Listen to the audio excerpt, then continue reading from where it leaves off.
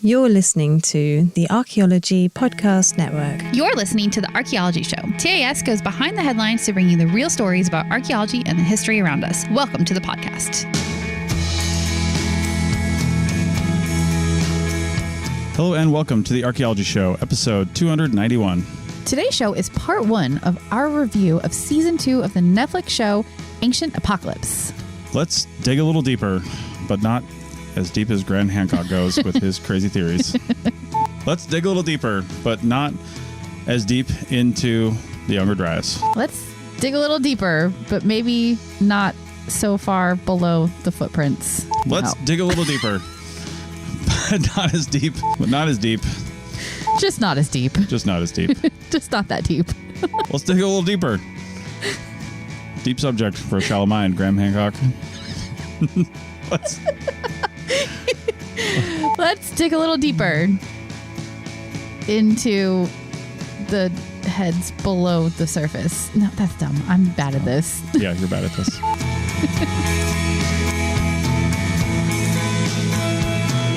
Welcome back to 2025.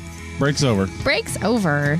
It feels super good to be back because, well, we just have such a great topic for today. So, yeah. But before we get into it, where are we? Yeah, we are in Arizona, and for long-time listeners of the show, we're back where we have been before. We're in Lake Havasu City, Arizona, where the London Bridge is. And in fact, I think last year or the year before, I don't know, 1 year. Last year, I'm pretty sure we did a whole episode about it. Yeah, maybe we'll link to it if we are good at our jobs. Look, I'll put a note in here right now to go find a link to it. We'll see if it actually happens. Yeah, a version of the London Bridge is here in Lake Havasu City, Arizona. I think the last one before the one that's obviously in London right now, if I remember correctly. I don't know. I'll have to go back and listen to our episode. Yeah, go back and listen to it. There's been a couple versions over the years. But anyway, we're at this annual RVing event. In fact, it's a 10-year anniversary of the Escapers. I don't know. I was going to say RV club, but it's the Escapees RV club, and the Escapers is like a club within a club. Yeah. So working age folks like us who live and work on the road. Yeah. So. Escapees is more retirees. They've been around 40 plus years, and they have clubs within the Escapees club, and the Escapers is the biggest club within the Escapees club. So. Yeah, because there's actually a lot of people who are working age who are on the road these days, partly because of COVID, because we all were able to work remotely, and partly just because it's a cool, fun thing to do. Yeah. So, if you're in the United States or Canada and you happen to be, or Mexico for that matter, and you happen to be a full-time RVer, or hell, even a part-time RVer, but mostly on the road, and you want a fun group of people to hang out with, check out Escapers. Spelled with an X, Xscapers. Check out the website. We're at the annual bash, they call it, in Lake Havasu City, like we said. We're surrounded by, what, like 300 rigs or something right now? Something like that, 500 people for sure. And probably 300 to 400 rigs. Yeah, give or take. Yep. Yeah, it's the first full day today because we just got here yesterday as we're recording. So, and it's such a cool spot, too, because we are just surrounded by the mountains, and it's so pretty, and the weather is really nice here. So it's kind of a nice change from Charlotte, which is where we were for 2 months with my family, who I love, obviously. Yeah. But I think for us, it was really nice to hit the road again and get out to the west. So we are happy to be here. Big change. I'm sure we'll go some cool places and have some cool episodes about our travels upcoming. And in particular, I can think of a few places we're going that are going to definitely get some TAS love. So yeah, travel episodes. They'll be coming. We're going to have a lot to talk about because apropos of nothing and politics notwithstanding, we're going to spend the next 2.5 months out of the country. We are. So we'll talk more about that in upcoming episodes. Yeah, we will. Yep, that's the plan. Yeah, but you know what we're not happy about? We're not happy about people who don't give proper attribution to all the cool things that the native cultures of this planet have done. Correct. We don't like when people like to say that they just couldn't have been smart enough to figure out how to do these things on their own. Therefore, somebody must have handed them that technology. That's right. And in this case, we are talking about Ancient Apocalypse Season 2, presented by Mr. Graham Hancock. I don't even know if he's Dr. Graham Hancock, to be honest with you. I didn't look that up. He's not. I do not believe he is. Yeah, they would have put that doctor in there all over the place if he was. So he is not. He's an enthusiast, and I'm going to take a page out of Dr. Kinkella's book for a second Dr. here. Kinkella. Dr. Kinkella. Of TV fame and the Archaeology Podcast Network, more importantly. The Pseudo-Archaeology Podcast. He's actually already covered this season of Ancient Apocalypse. So go listen to that after this if you need more Ancient Apocalypse in your life. But he has always been like, well, Graham Hancock has some theories that are not on par with what the academic world feels and thinks. But he is platforming archaeology. And that is something that we have to keep in mind as we go through and talk about this show. Yeah. And so I want to give my overall feelings about this show before we dive into some of the specifics. He talks about a lot of freaking cool archaeology, really cool stuff that is probably not mainstream, that you might not have heard of before, because, you know, he talks about early sites in the Americas, but he talks about the White Sands site, which is not, it's fairly new research, and it's not like part of our ancient culture in your minds. When you think of ancient culture in the Americas, you don't necessarily think of White Sands. Yeah. Well, now you might after watching this show. So I really do appreciate this platform he's given for archaeology. I don't appreciate the conclusions that are coming out of it. And we will talk about why those are... I don't want to use the word wrong again. It's just that they are reaching into a place that we don't have evidence for. Yeah. So that's what I want to say about that. But man, do I love some of the archaeology and the way they show it. The shots are beautiful. They have great drone footage of these overhead images. And I just thought that some of it was so cool. And we did receive a number of, a handful of comments. Again, first time we played our episode reviewing season 1, and then as part of our encore series playing past episodes during this break period, we played season 1 again, just in preparation for this episode right now that you're listening to. So if you haven't heard our review of season 1, maybe go back and listen to that. We just played it a couple episodes ago. It was just like 2 episodes ago. And then the one we did last week was with Tristan, co-founder of APN, his interview with Flint Dibble, who actually went on to the Joe Rogan show and like had a conversation with Graham Hancock about some of his theories and the lack of evidence behind them. Right. So you get even more into the the whole conversation around it if you listen to that too.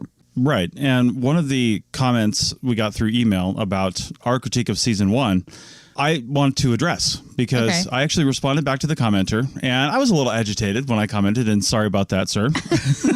I'll say that right now. Listening. If you're still a listener.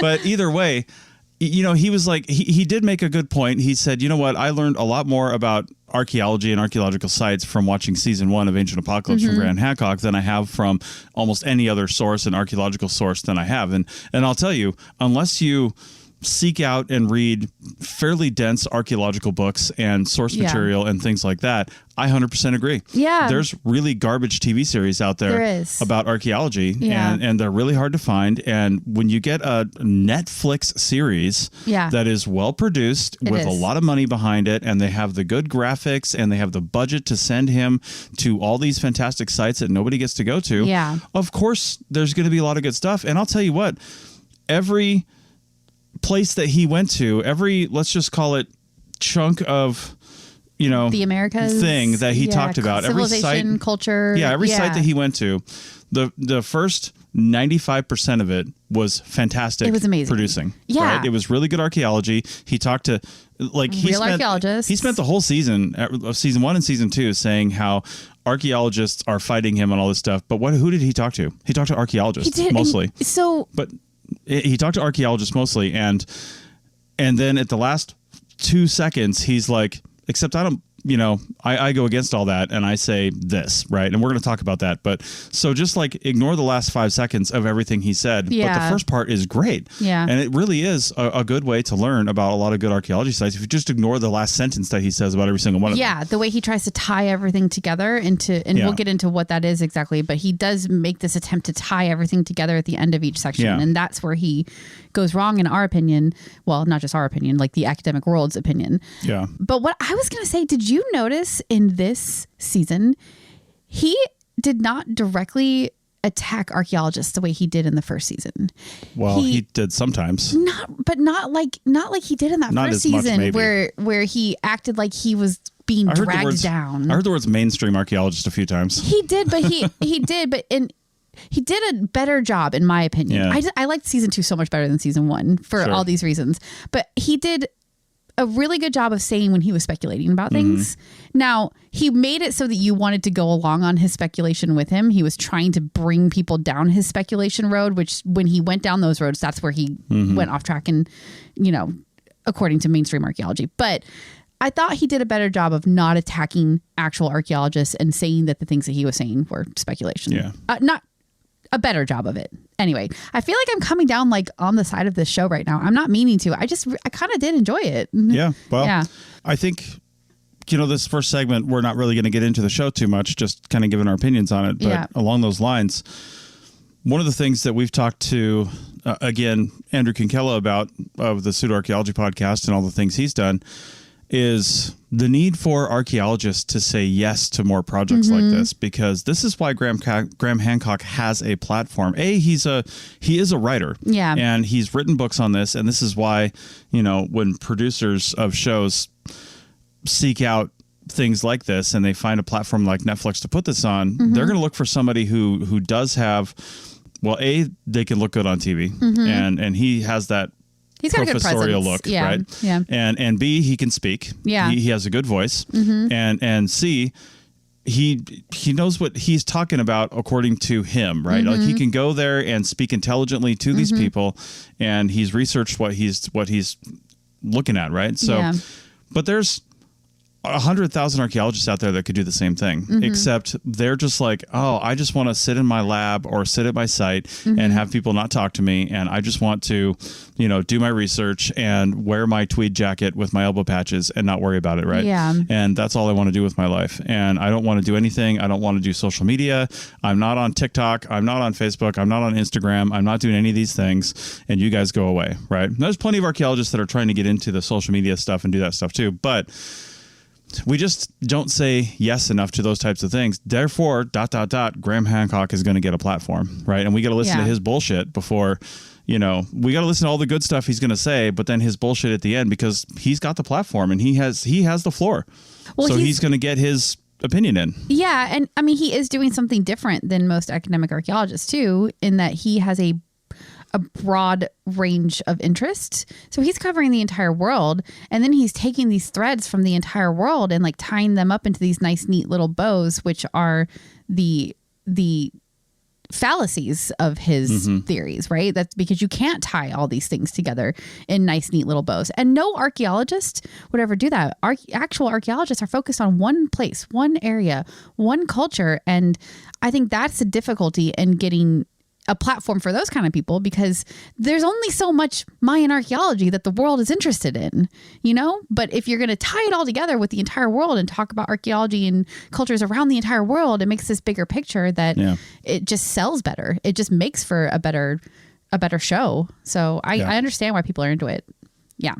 Well, I would say, I don't think we promote, I can't remember in season 1 if we promoted watching the show or not. I would actually say this was, watch season 2 if you haven't. If you're avoiding it, whatever, watch it. We'd actually not watched it for a while. I don't know. We were just delaying it, but avoiding it a little bit. Yeah. I didn't want to cloud my opinion of Canoe either. Canoe was in it. Keanu Reeves. We call him Canoe. Well, I know, but he was in it for 3.5 seconds, and he didn't even say anything weird. Important. They literally shot one scene with him. You could tell because he was in, I think, maybe 3 episodes. Yeah. But they used that same spot somewhere on a hill in California, probably. Right, and you could tell because they took all day to do it because it was super foggy in the morning when they did it. Yeah. Or early afternoon, and then by the end of the scene, it was not foggy anymore. Yeah. Which is typical California. It was definitely Northern California. Yeah. Yeah. And all they did was talk about, wow, this is so cool, and we just have to open our minds and think about these possibilities. And he is Mr. Hippie, so I guess that is why Graham Hancock's theories, appeal to him. And having his name attached to the show was probably big for the show, but honestly, his impact on the show was minimal. Yeah. All right. Well, we're going to take a break. When we come back, we'll talk about some specifics of some of the episodes that we took notes on. So, all right, back in a minute. Welcome back to episode 291 of the Archaeology Show. And we're talking about season 2 of Ancient Apocalypse. So now I think we're just going to talk about, some of the stuff they covered. Yeah, some of the stuff we covered in some of the episodes. And I don't know if we said this in segment 1 or not, but this whole season was focused on the Americas specifically. Yeah. So all the sites are in North and South America. Right. Same conclusions. Season 1 was about the other half of the world. Lots of sites in...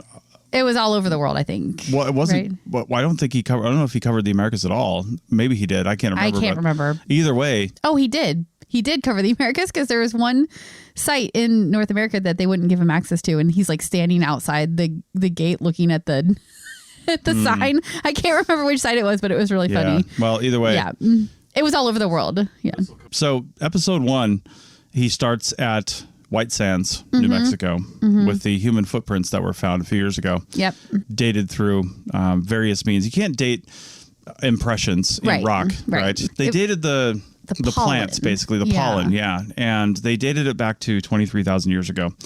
And the dating for that is actually fairly decent. They've come back. There was initial skepticism about the dating of these things, and the reason for that was when you have this environment. There was a lake there at some point in the past, and when you have this environment, they said that the community was like, well, the lake area could cause some interesting carbon deposits there, and we're not sure about the dating, right? Because you can't really trust that. Yeah. But then a lot more dating has happened since then, and the dating turns out is pretty decent. It's pretty solid. Yeah. Yeah. And it kind of fits with this overall idea that has been happening in the archaeological world about North America and South America too, but that people probably got here much earlier than we have evidence for so far. Yeah. And this is where, like, I kind of agree with everything that Graham Hancock said in this first bit about White Sands is we have to open our minds and look further back and look in places maybe we didn't look before, because if you don't look there, you won't find the evidence. I agree with all of that. I'm going to go back to the one thing I took away from the episode probably 6-7 years ago of, I think, this show before you were on it, when I interviewed, what's his name? From Cerruti. Yep, Cerruti. I interviewed the guy who published that. What was his name? I don't remember. Anyway, Ruins have talked about this. I interviewed the guy right after the paper was published. I'm going to allow you to talk about this right now, only because I know it's valid. So the Cerruti site, briefly, San Diego, they found these stones that was mimicked like Oldowan technology, which is like 1 million to 2 million year old stone tool technology. He took these stones next to a mammoth, sent them off to a guy in Africa that studies African Oldowan technology, and says, "What do you think about these?" And he's like, "They look like they come from Africa. Where'd you find them?" He said, "San Diego." What the hell, right? It's blah, blah, blah. They dated the site to like 125,000 years ago or 135 or whatever it was, and it's in San Diego. And they're like, nobody's like, you're on crack. Right? Yeah. There's no human material other than it looks like these mammoth bones could have been altered, blah, blah, blah, right? Everybody's like, there's no way humans were there. I agree, right?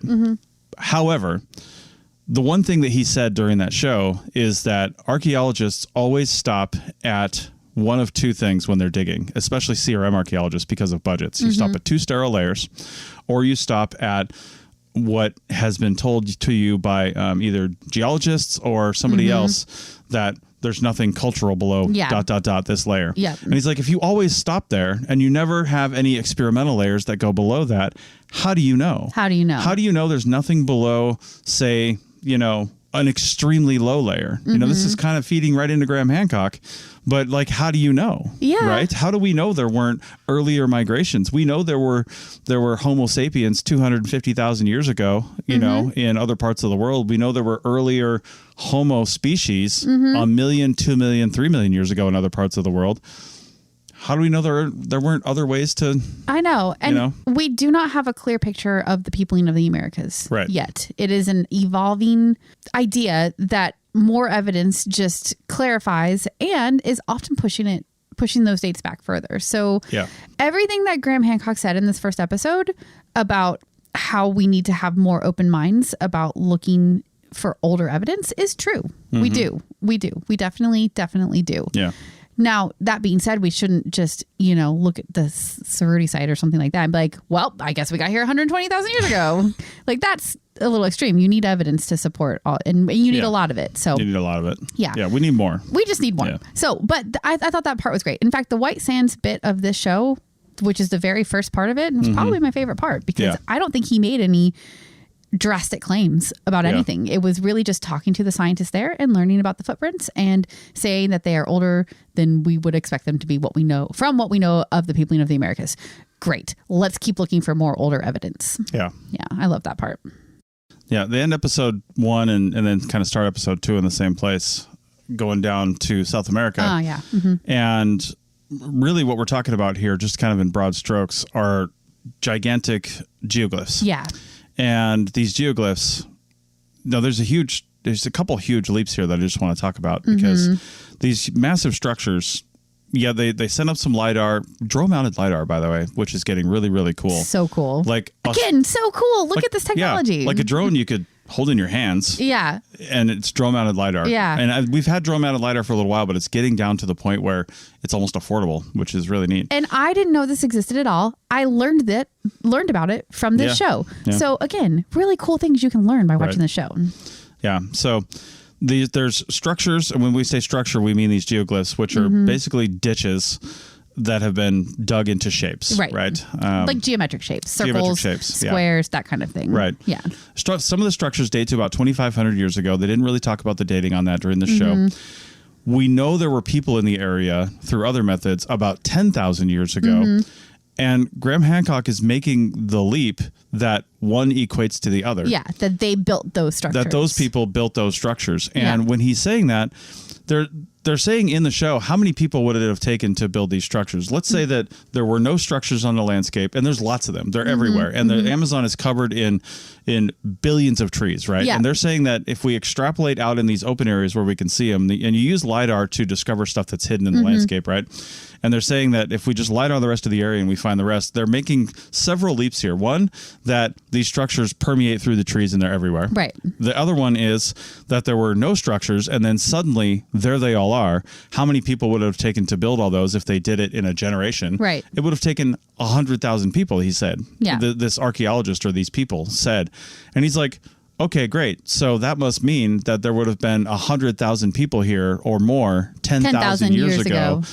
And that goes against archaeological thought now and evidence. Therefore, ... It must have been a pre-advanced civilization that built these structures because that goes against all the evidence. Yeah. Those leaps are what the problem is because we don't know we don't know that just because there were people there 10,000 years ago doesn't mean that they are the ones who built these structures. And then, it's just there's so many leaps, and that is the problem with so many of the conclusions that are drawn in this show. Another part of this episode was talking about pictographs in the Amazon, I think in Brazil this time. And there's this sort of like magical moving around of dates and ideas that actually got kind of confusing in that episode, almost confusing to the point where like our notes are like not making sense to us. But basically they were saying that they have these pictographs, right? And pictographs are just like painted images on a rock. In this case, it's like with red ochre. And they dated sites nearby to 13,000 years ago. And that would have preceded the Younger Dryas. And, Graham Hancock is obsessed with the Younger Dryas as this like place, this date where like this ancient civilization died out. And then humans today picked up after that. So the problem is with rock art, always, is that you cannot date the rock art itself. And just because there's a site nearby that dates to 13,000 years ago, it doesn't mean that rock art also dates to that time period. Yeah. Relative dating is a real thing. It's true. But I did not feel like the evidence presented in the show was good enough to say that rock art was associated with the hearts that they were able to date to 13,000 years. The archaeologist that was being interviewed here, they also said that because when he did experiments with the red ochre that was used to make this rock art, if you just take raw red ochre and try to etch it onto the rock, when it rains, it all washes off. It washes away, yeah. Obviously. Yeah. Every pictograph on the planet, that's true, right?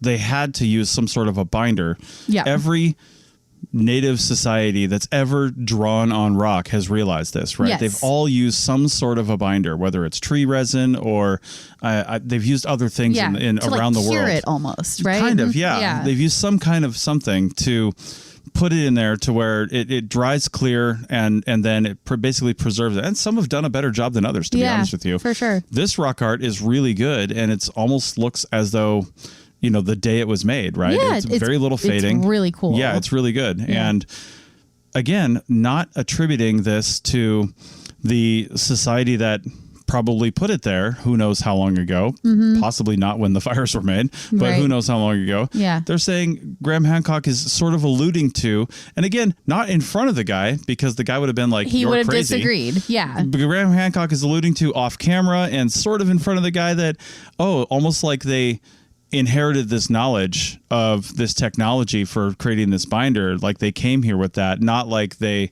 invented this or through trial and error came up with a way to do this, because you don't see all the shit that washed off the wall. Yeah, you don't see the bad trials, the ones that didn't work. Those are gone. You don't see all that. You see the one that worked, right?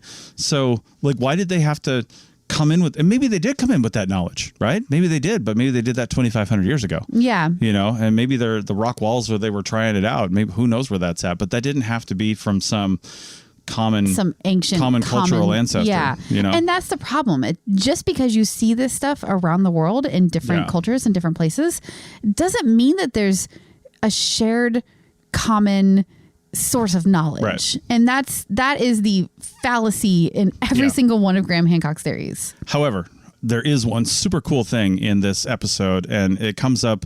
There's some other cool astronomical things they're doing at this site that comes up actually in the very last episode as well.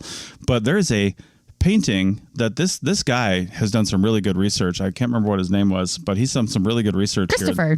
Dr. Christopher Davis, I think. Oh, there we go. Well, obviously his work is going to be stellar then. But stellar. But anyway, there's a lot of astronomical observations on this rock art panel, and it's really, really super cool. Very advanced too. There's one that looks to be like a comet, and the comet almost looks like it's like comet trails. For various reasons, are often with the trail pointing away down from the Earth. Yeah. And this one is the trail is pointing towards the Earth. Yeah. And it's often you can't see those. And if you take astronomy software, we have pretty good backwards history, AI in astronomy software, and it can basically backdate comets and all that stuff. And you can basically just look at a date in history and say, what did the sky look like? What was this comet doing? What was going on? Where was an eclipse? Stuff like that, because it's just math, right? Yeah. And he was able to basically look back in history and find out when there could have been a time period when something like this could have happened. And it was possibly the drawing of an eclipse about 13,000 years ago of a comet that could have been breaking down faced the wrong direction. That would have had a tail facing that direction. Yeah. And that would have coincided with about something that preceded the Younger Dryas. And the Younger Dryas was a massive climatological event, again, that Graham Hancock is obsessed with. Yeah, he is obsessed with it. But it is something that did change the planet. It did. It for sure did. And we don't know what caused that necessarily. And it could have been caused by an impact event. It could have been. We just don't have evidence of it yet. It could have been. But the thing you can never, ever dismiss is that humans are human people. They can do silly things. They can do fantastical things. So yes, this comet tail is facing towards the Earth rather than away from the Earth, which is how they typically are. And maybe that means something.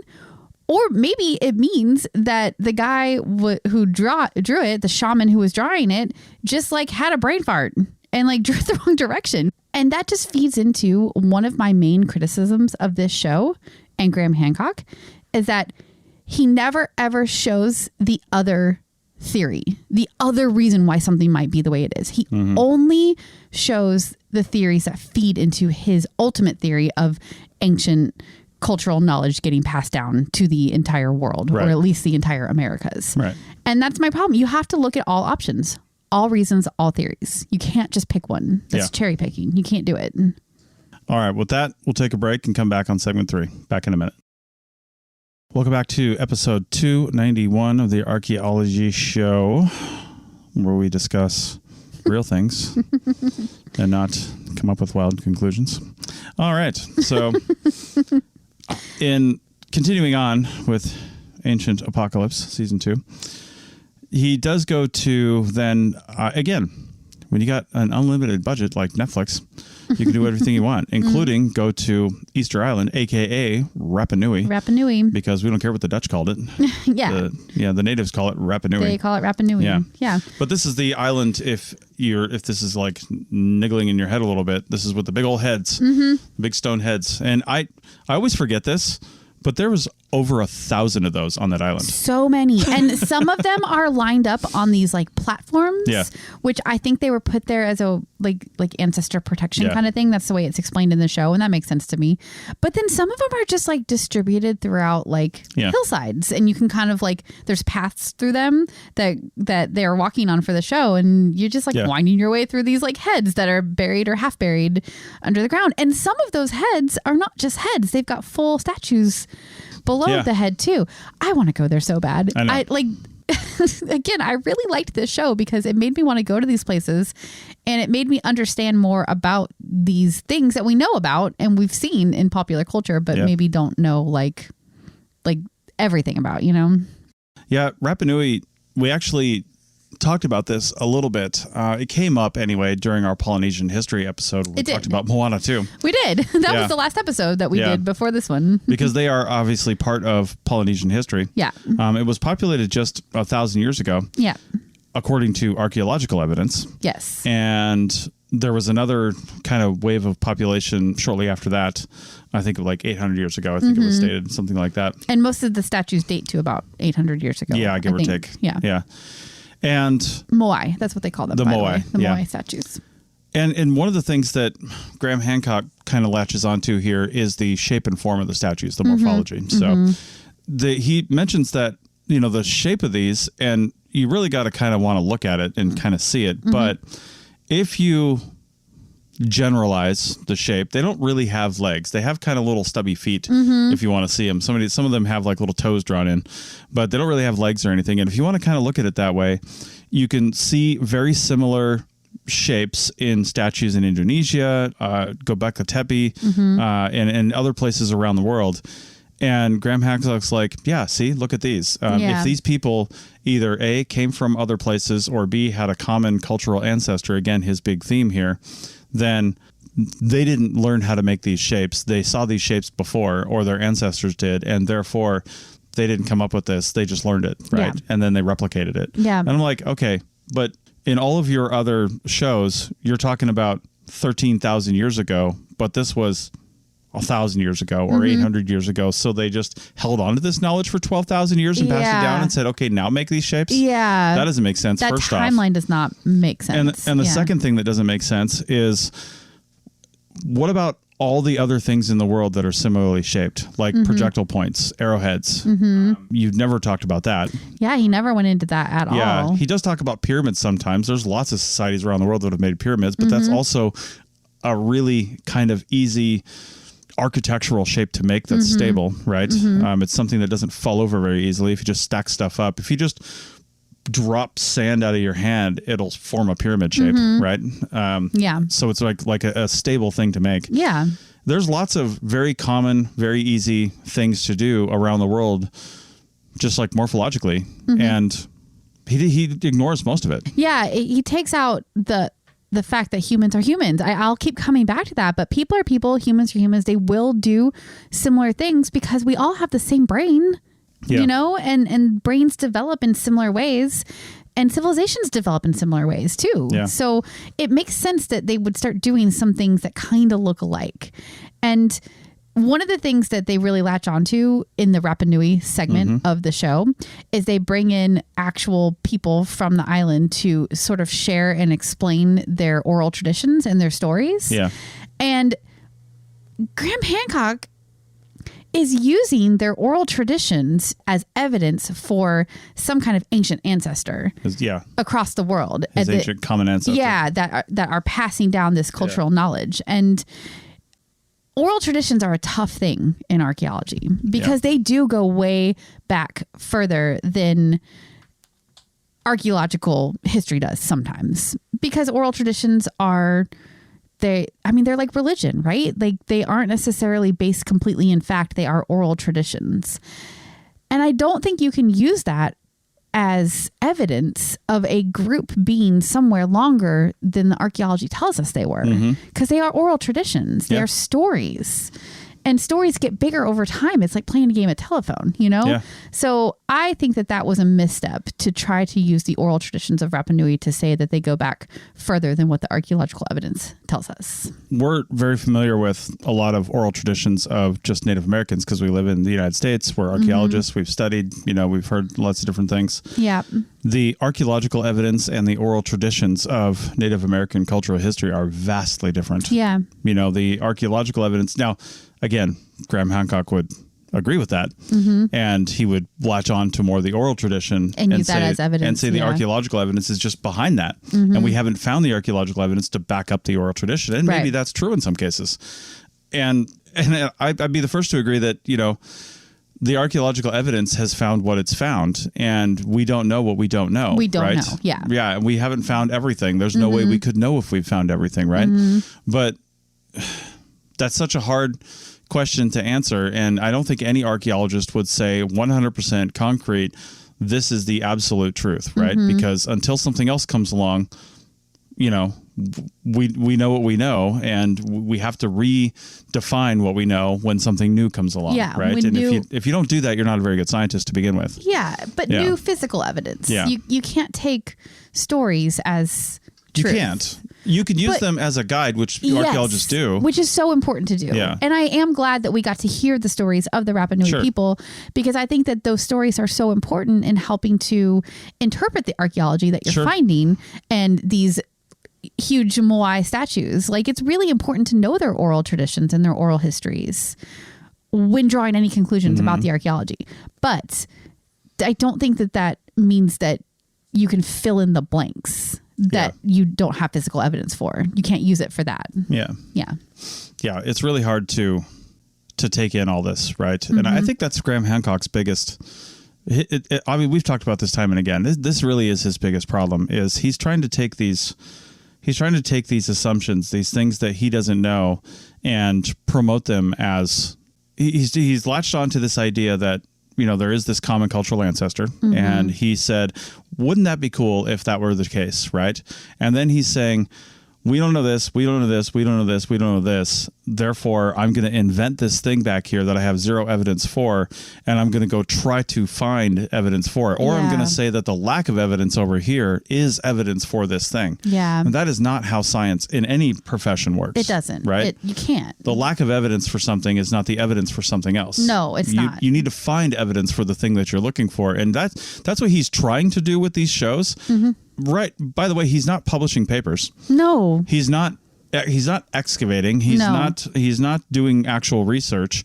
He's just coming up with theories and saying, well, the fact that you didn't find something here, or that you whatever, is supporting my theory. And all he has is theories. He has zero evidence for anything.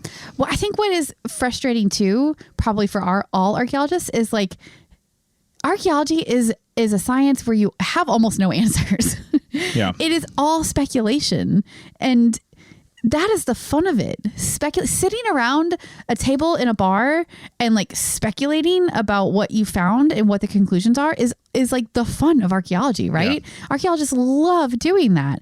But they do it knowing that they're coming from a place of speculation, just coming up with ideas, throwing it at the wall, seeing what sticks. But none of them are writing papers about those speculations. There might be one sentence that says, hey, maybe this could mean this, but we need more evidence.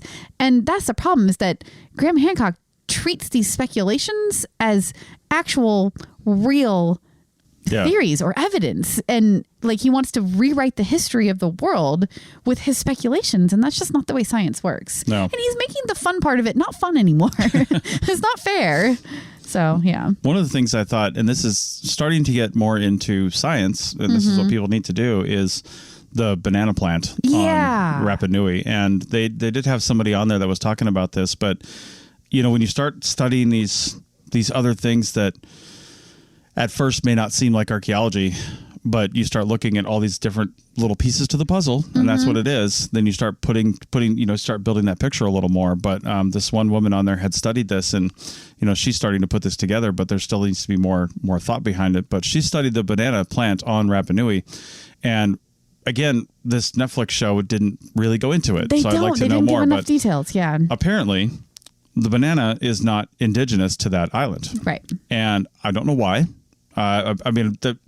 It's just not indigenous to that island. The bananas are from somewhere else, right? So that makes sense. Yeah. It's way off in the middle of nowhere. Great. It's not indigenous to there. But what she said, and this is a little bit of a leap, is they know through just the DNA evidence of the banana plant. The genetic makeup the genetic makeup of it, that it's been there about 3,000 years, right? Okay, great. Well, they don't years. They have no evidence for humans. They have no archaeological evidence. Yeah. But they have oral history evidence, according to Graham Hancock and the oral historians there, right? According to their own oral history, they've been there at least 3,000 years, right? So blah, blah, blah. I guess that's right. But anyway, no archaeological evidence for it, right? Yeah. But now Graham Hancock is latching onto this saying, well, some humans must have at least gotten here 3,000 years ago, whether or not they stayed. Yeah. Right. So, and this woman is just stating this fact that the banana at least was here 3,000 years ago. And she's saying she actually said that it couldn't have been brought here by like birds or wind or anything like that. And I actually was wondering about that, because can't like seeds or something be brought in feces? And I know a bird can't fly through 1,000 miles, but some actually can. Yeah. But would it have been like, I guess, pooped out before then? I mean, can you hold it for 1,000 miles? I don't know, but exactly what you're saying right now is yet another problem I had. Yeah. Because Graham Hancock says to her, and the banana couldn't have gotten here any other way besides human, like birds. And she goes, no, full stop.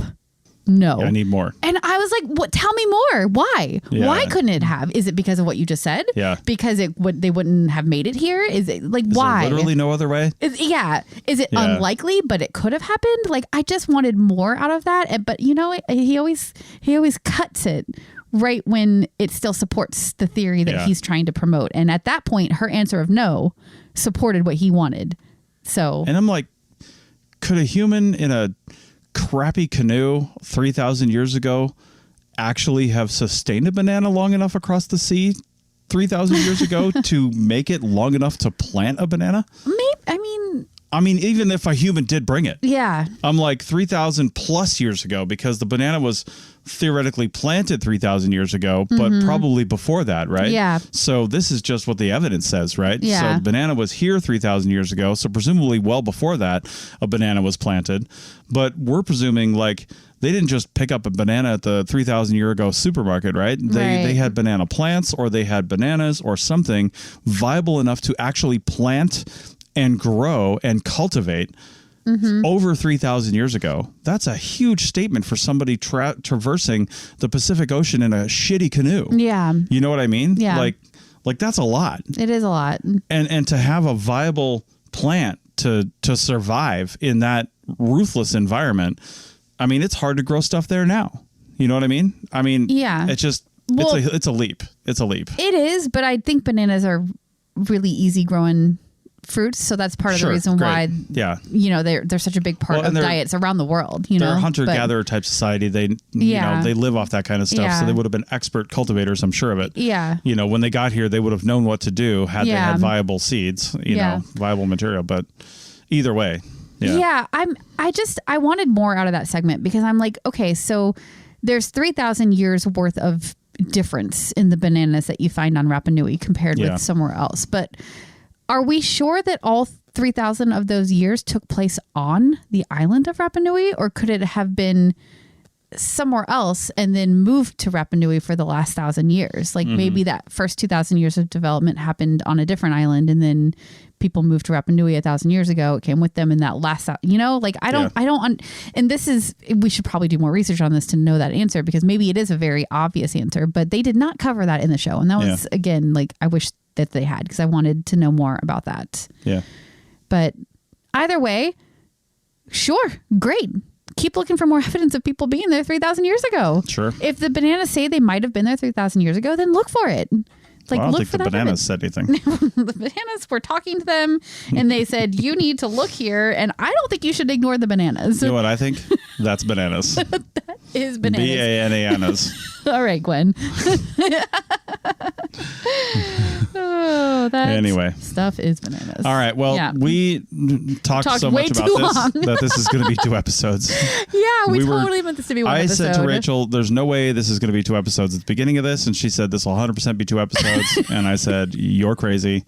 And I said, you're crazy. And here we are. As usual, I'm right. This is definitely 2 episodes. Yeah, this is definitely we have so much more to cover. We go to Peru. Yeah. We talk about ayahuasca. We're going to talk about all kinds of more things. Right. Chaco Canyon. We got a lot more to cover. I didn't want to give Graham Hancock 2 episodes, but what we're actually giving 2 episodes is all these really cool archaeology sites. We are. So I'll give it 2 episodes. You know what, too? We're about to get into the archaeology at some places that we've been too, like the stuff in Peru. I've been to a couple of those places. Stop it, Chichen Itza. Chichen Itza, and they talk about stuff in the Americas that we've been to, like Chaco Canyon and Hopewell. So anyway, it's just really fun for us to talk about places that we've actually been. So we're going to give that a whole other episode. Sorry, not sorry. Right. All right. Well, with that, I guess we will keep talking about this next week. Yep. See you then. Bye.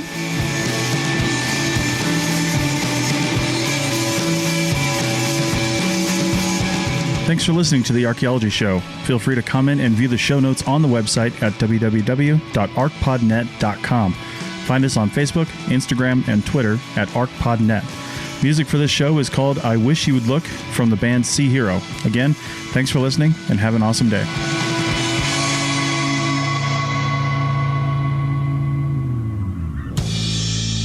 The Archaeology Podcast Network is 10 years old this year. Our executive producer is Ashley Airy, our social media coordinator is Matilda Siebrecht, and our chief editor is Rachel Roden. The Archaeology Podcast Network was co-founded by Chris Webster and Tristan Boyle in 2014 and is part of Cultural Media and DigTech LLC. This has been a presentation of the Archaeology Podcast Network. Visit us on the web for show notes and other podcasts at www.arcpodnet.com. Contact us at chris@archaeologypodcastnetwork.com.